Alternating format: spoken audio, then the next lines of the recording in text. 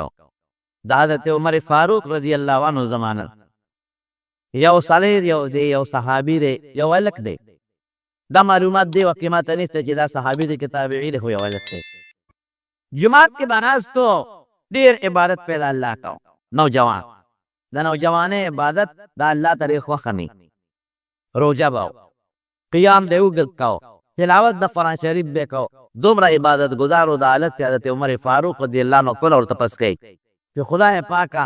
د هلک دومره بهترین عبادت په رکوع ولاړ نو ولاړ نو قیام کې ولاړ نو ولاړ په رکوع پروتي په سجده پروتي الله دومره خشته عبادت او ماښام بیا روژه ماتوي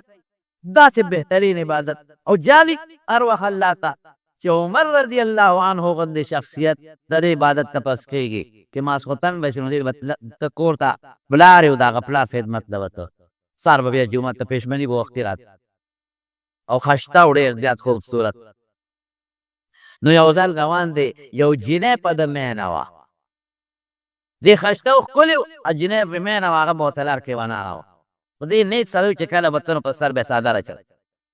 او چې په لاره به راته نو سر به یې پټ کړی و چې زما نظر چې ته غلط استعمال نه شي یو ځل په لاره روان دی د پلار کور ته جینۍ ورته ولاړه ده بیا جینۍ پوه شوه چې دا هلک په یو پابل خوا نه ګوري راشه یو اواز پې وکړه جینۍ ورته هلکه ته انسان یې که ځناور یې انسان یې که حیوان یې دلته ورته زه ولاړه یم ته ما ته وګوره زه څومره ښکلی یم زه څومره خشته یم د دنیا خلک ما پسې منډې وایي د تا پسې منډې وایم او تا ته دلته ماسخوتن هم تا ته ولاړ یم او پېشمني هم دلته تا ته نیمه شپه کې ولاړه یم او ته ما ته وګورې ته خو سارو غوندې په دې لاره تېرېږې ستا کې هغه زړه نشته ستا نو محبت نشته ستا نو دماغ نشته ستا نو انسان نه چې ته ما ته وګورې ته ما ته وګوره څومره خشته یم او څومره ښکلی یم دې جینۍ چې دا اواز ورکړ د دې هلک د زړه دا شی ور پرېوت ګوره د شریعت دایره کې چې څوک ژوند تېروي هغه محفوظ وي پرهیز ډېر قیمتي شی دی دنه اوس بدپرهیزي وشوه شریعت وایي چې ښځه به سړو سره نازکې خبرې نه کوي جینۍ ورسره نازکې خبرې وکړئ هوښیاره وه د مینې خبرې وکړئ ده ته خپل حسن ور مخکې کړ دل یې پېغور ورکړ او خبرې ورسره نرمې پستې وکړئ چې ویې کړئ د دې سړي د دې هلک په زړه کې ورته لږ غوندې میلان پیدا شو شیطان خو دلته شته که شیطان ور دننه شو ته اوس پرهیز وله ماتوي زمونږ علما څه وایي زمونږ فقهاو په قبرونو د الله انوار نازل کړي هغوی څه وایي هغوی وایي ښځه به سړو سره نرمې نازکې خبرې نه کوي ستغې به کوي لکه مثلا یو سړي دروازه ووانه او دې وخت کې سړي په کور کې نشته د کور خاوند صرف زنانه ده په کور کې او ده ور وه زنانه به ورته څه وایي ډېر جواب به ورکوي څوک یې سړی به پیسې چې ښځه خو ترخه ده اوله بیا وایي چې پلانکې کور دی زه پلانکې راغلی دا به څه وایي نشته خدشته تللی دی سړی پوه شو چې ښځه خو زبردسته بدماشه ده بې برېت او برېته وره ده بې برېت او برېته وره ده ځکه اواز یې تیز دی نو اول هغه لک درته کې ورپېد چېرته ته موږ ته څه پته لګي چې ته تللی دی غبه شي که نه بس به درېیم د خولې نه نو بسې دنګي به او چې هغه ورته وایي پلانکې کور دی او دا ورته خوله نرمه کړي چونډې نرمې کړي رورې څوک یې نور خولې نرمه کړه هغه په زړه کې خارښ پیدا شو چېرته تللی دی رورې اوس به راشي ښه شربت تلو کړو چټ درته برابر کړم بیټک کې کښېنې تاسو نه تپوس کومه دې نیازبینو نازکو خبرو سره د دغه میلمه په زړه کې کش پش پیدا کېږي که نه جواب راکوي اوس فقهاوي نرمه خبره به نه کوي ښځه سړي سره تیز خبره به کوي چې د دې سړي په زړه کې څه قسمه سوچ غلط پیدا نه شي نو دې جینۍ ورته داسې نرمې خبرې وکړې نو د دې هلک په زړه کې کش پش پیدا شو ورته یې وکتل چې ویې کتل هغه ورته مسکۍ شوه ګوره هغه جال شیطان ورته جال تیاروي او ورته مسکۍ شوه او ځان یې ورته نازک بدن که وی راځه که نه کور خالي دی هېڅوک هم نشته راځه ده چې د جینۍ هغه ادا ته وکتل د هغې هغه خنده او مسکا ته وکتل ور روان شو پرهېز بند شو د دې شاه جهان باچا ښځه وه نورجهان دی ښه دی وینده وه وینده خو په کور کې دننه خدمت کوي جارو وی څپلی او پکېړی پاکوي اوبه راوړي نو دا به د جهان مخکې تېرېدله را تېرېدله خو د ده پیړو پروا نه وه یو وینځه په وینځه څه کوم شل ځلې لیدې وه سل ځلې لیدې وه خدمت به یې ولکو اوبه به یې راوړې سپلۍ به یې ورته سمولې هېڅ پړی کې نو یو ځل دا شاه جهان بادشاه بار ته د سره یو دوه کمترې قیمتي کمترې بادشاه شوي قیمتي نو دې نورجهان ته وایي ها دا کمترې ونیسه زه راځم نورجهان دا یو کمتر یو لاس کې ونیولی بل کې ونیول بادشاه شاه جهان بارله خلاف بدقسمتۍ نه د یو کمتره د دې نه والوته چې والوته دې کې شاه جهان راغی ویه کمترې راوړه یو کمتره داسې لاس کې نیولې وه بیا بله څه شوه وی والوته وی څنګه والوته غوسه شو ورته نو دې نورجهان ورته بل هم پرېښوده وي داسې والوته چې وی داسې والوته که نه دې یو عجیبه خنده وکړه د جنین او دا لاس یې په عجیبه انداز داسې اوچت که دا سټ یې مو سره راته وکړه دا وجود یې مو سره بل شان که نو چې شاه جهان د هغې هغه ادا ته او خبرو ته او لاس ته او موسکا ته وکتل وی خدای دې بیخ د کمترې اوبه دې ستا نه څه کمتر نکاح پې وتړله او خاتون اول ته جوړه شوه د بادشاه ښځه شوه هغه شی ته جوړ شو نورجهان چې محلات یې بله جوړ کړل دا ولې د پې زړه بیله هغه خو صحیح کار وکړه وینځی وه نکاح یې واخېسته دا د ښځې هغه ادا نه متاثر د دې وجې نه رسول الله مبارک فرمایي چې ښځې په لاره ځي نیغې به ځي سټ به نه تاوئ لاسونو له به لچک نه ورکوئ او د آخر زمانې د ښځو صفت دا دی چې په لاره ځي مایلاتو ممیلاتو داسې چال به کوي چې سړي ځان ته رامایل کړي او ځان به سړو ته مایل کوي سره دا د چال سره مخ سره لاس سره والو سره سر تاولو سره او رؤوسهن کأسنمة البخ عربو کې یو قسم وخان دی دا قوبانې داسې راته وړي سره به داسې کوږ دی لکه دا دې نن زمانې دا بربنډې پېغلې که الله زمونږ د دې جینکو لوڼو خویندو په وجود کې او په سر کې حیا پیدا کړي نو چې دې جینۍ ورته هغه خپله موسکا وکړه دی لکړه بیله لاول خبرې بیا ده نو ور روان شو فریض مات شو رو رو ورغی شیطان هلته م وسوسه چې دلته مه کوئ فریض رو رو ګډوډ شو لیکن زما وروڼو یو بچی چې پلار ورسره خواري وکړي جومات ته یې بوځي مونځ یې بوځي ناظرې ته یې کښېنئ حفظ ته یې کښېنئ او دا بچی لوپری پسې دي دا پلار یې پرېږدي یا کریم نه پرېږدي الله وایي چې دا خو د ما بنده دی بنده ما ته د 100 کاله پرله پسې په مسجد نبوي کې جلا کړی دی ما ته د ورځې روجې نیولې دي ما ته د شپې په دا تیاره شپه کې جلاګانې کړې دي نیک عمل دې کړی دی داروګان دې خوړلی دي ما د روح ټیټ ساتلی دی اوس بدپریزي کې بنده زه دې کته پرېږدم لکه یو بچی چې ډاکټر ورته دارو لیکي او دې پرهیز وکړي او دې بدپریزي کوي د پلار مخکې نو پلار یې هغه بدپریزۍ ته پرېږدي نه ای بچی سیر دی چې جوړ شي بیا به وخورئ مه کوه مه کوه مه کوه ګورې بچی د شپې به دې بیا په خېټه کې دړي نه پرېږدي دلته الله دا خپل بنده بدپریزۍ ته نه پرېږدي او مناسک بدپریزي کې واچوه د ګناه مقابله به انسان په خپله کوي منتظر خلک ټلیفون وکړي یاره جي د په یو ګناه کې مبتلا یم ته دم راته وښایه وظیفه راته وښایه چې د دې ګناه نه خلاص شم زه ورته یم ماحول بدل مونږ خو پوهېږو په دې خبر ماحول بدل که ځای بدل یاره جي زما ډېره سخته مجبوري ده بس نو بیا وظیفې مه غواړه که یو سړی د ډن کې د متیادو په ډن کې ولاړي او دې د زمزم په اوبو ځان اینځي دې پخېدی شي نه او که د ډن نه ووته او عامې د پل کوبې په ځان واچوي نو دې پاکېږي ماحول به بدلې لږ به ته محنت کې باقي مدد به رب العالمین کوي په انګلستان کې یو بابا و د هغه نه لکه مشکو په شان خوشبو بتله داسې خوشبو بتله لکه د مشکو زمونږ د فارسی بانان وایي به مشک عام باشد که خود ببوید نه که عطار بگوید به مشک هغې ته وایي چې په خپله درته ځان ښیي چې د مشک یم عطاري به د مشکو صفت نه کوي هغه به درکه د مشکو خوشبو تله نو چا ورته وی او خلکو ورته مشکي بابا وی مشکي بابا نوم یې مو وی یاره مشکي بابا تا نه د مشکو دا خوشبو زیاته کوم ځای نه پیدا کړې او موږ خو ډېر قیمتي شی دی ډېر قیمتي کوم ځای نه دا ته راوړئ هغه وی چې زه نه مشک استعمالوم او نه مشک اله څه نه دونه ښکلې خوشبو چې دی وی زه هلک وم او ډېر ښایسته وم په صورته ما په دې لارو کوڅو کې دا بدسوې او ریشې پیتې خرڅه بنجاري کې وته پردغات دی کې او پخوا به د لارو کوڅو کې به د سایکل خلکو ګرځو نو ما به دا شی خرڅاو خشته ډېرو نو یو ځل مې چغه وواله بدسوې دي او رانجې دي فلانکې یو ښځه دروازې نه راووته ما ته ای بچې ای رورې لږ را دننه شه سودا دنه کوو ما هغه بکه څخه ښکارې ور دننه کړه کوڅې ته او چې ور دننه مې کړه دې ښځې فورا دروازه بنده کړه تیاره ولاړه او لنډېرې ته جرنده وکړه بله یې ښځه راباندې څه کوي او ښځې سره وینځم ده او چاړم ورسره ده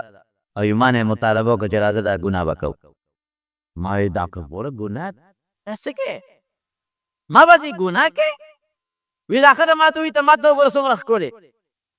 او څومره خشته یم او د خپل وجود ته یې وګوره څومره ښکلې خشته اوهو دلته سړی تېر ولې ما وی دا خشته وجود چې کوم الله را کړی دی هغه الله پې خفه کړ تا له چې دا خشته وجود الله در کړی دی ما الله پې خفه کړې لکه حضرت یوسف علیه السلام نه چې کله زلیخې مطالبه وکړه او دروازې ورته جرنده کړې وغلقت الابواب قرآن شریف کې الله فرمایي وغلقت الابواب دروازې ورته جرنده کړې دا نه چې کنه یوه دروازه جرنده کړه غلقت الابواب لقل دروازې جرنده وی وقالت هیت لک رضا او علما لیکي دا زلیخه یوسف علیه السلام ته وایي او یې ښکلې دی کنه رسول الله مبارک فرمایي چې ما بره په معراج په شپه په اسمانونو کې ولیده نو د ټول مخلوق نیم حسن خدای ورکړی ټول مخلوق ډېر خشته هېڅوک نشته دروازې جرنده دي نو دا زلیخه ورته څه وایي یوسفه سترګې ډېرې ښکلې نه بوله ځان ته یې راغی وی ټولو نه مخکې به دا بندېږي یوسف را مخکې ډېر خشته نه دی ټولو نه مخکې به دا چې پړېږي یوسف را وجود ډېر ښکلی نه دی وی خاورې به شي او خاورو ته به رسي یوسف به زه په تا شیخ یم او ته ماته ګورې نه خو چې دې ته مطالبه وکړه وقالت هیت لک یوسف علیه السلام څه وایي قال معاذ الله اعوذ بالله عوذا د خدای په ذات امن غواړم الله په ذات پنیک غواړم یا الله ما بچ کا الله ته رجوع کوي